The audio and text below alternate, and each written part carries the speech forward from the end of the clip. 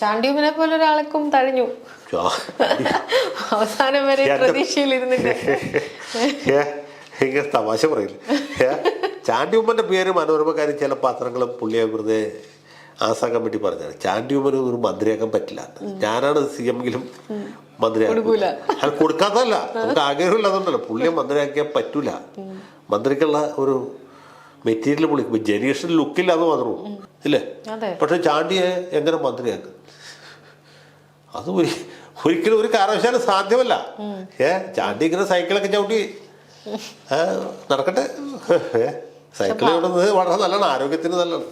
ഉമ്മൻചാണ്ടിയുടെ മകനാണെന്നുള്ള ഒരാൾക്ക് മന്ത്രിയാവാനുള്ള യോഗ്യത യോഗ്യത ഉണ്ടെന്നല്ല ഞാൻ പറഞ്ഞേ. അത് എവിടെയെങ്കിലും ഒക്കെ അത് റിഫ്ലക്ട് ചെയ്യില്ലേ ഏതെങ്കിലും കാലത്തൊക്കെ? അയാൾക്കൊരു മാറ്റം ഉണ്ടാവില്ലേ? ചാണ്ടിയുടെ കാര്യത്തിൽ പുള്ളിക്കൊരു പക്വതയില്ല.